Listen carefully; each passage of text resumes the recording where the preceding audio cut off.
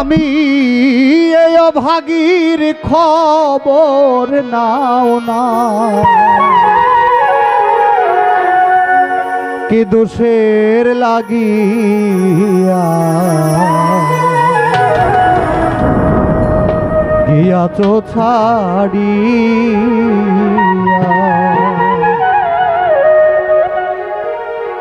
এখন যদি মনে মনে ভাবেন যে ফকিরজান হয়তো কোনো মেয়ের সাথে প্রেম করছিল, হে এখন আর খোঁজ খবর রায় না, এখন এই জন্যই বিচ্ছেদ গান।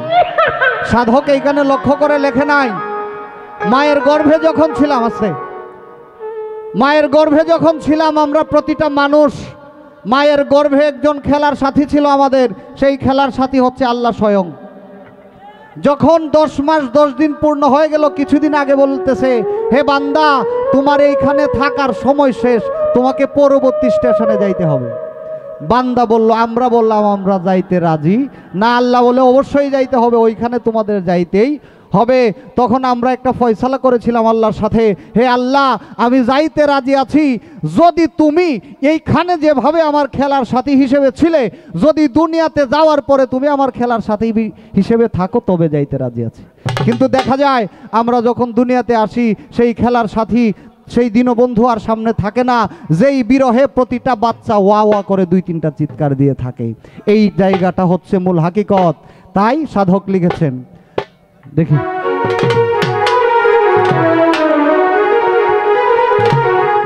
চিঠি দাও না, পত্র দাও না, এই অভাগীর খবর নাও না, কে দোষের লাগিয়া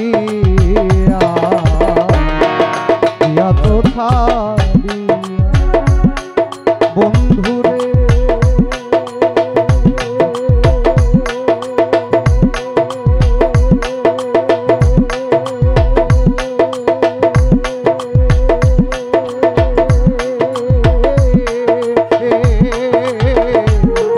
প্রীতি শিখাইয়া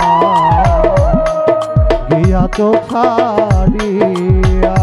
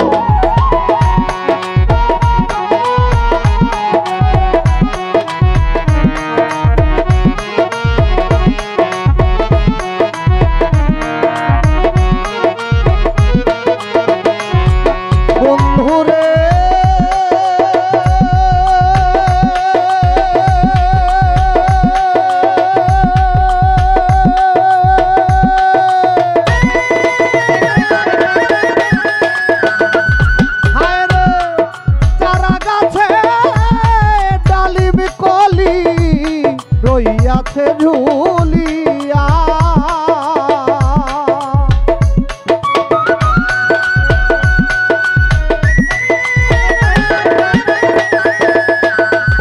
আরে চারা গাছে ডালিম কলি রইয়াছে ঝুলিয়া। আমার নতুন যৌবন অল্প বয়স, মধুর চাকে ভরা রে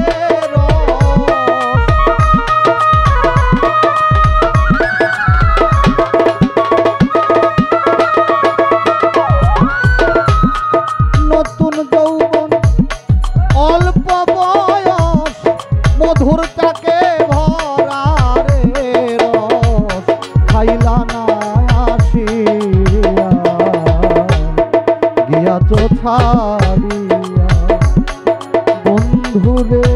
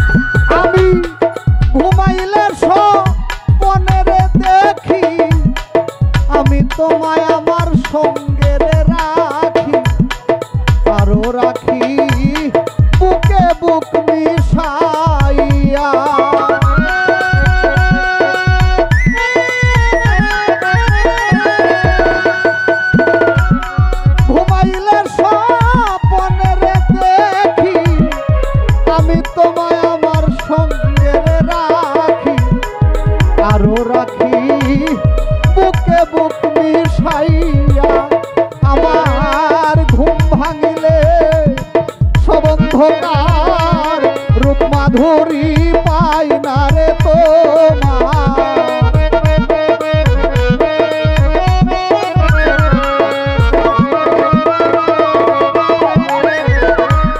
ঘুম ভাঙিলে সব অন্ধকার, রূপ মাধুরী পাই না তোমার।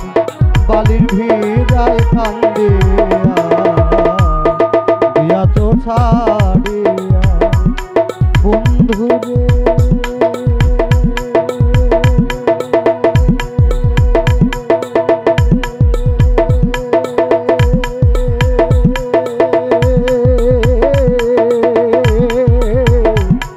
প্রীতি শিখাইয়া দিয়াছ ছাড়িয়া রে বন্ধু, দিয়াছ ছাড়িয়া।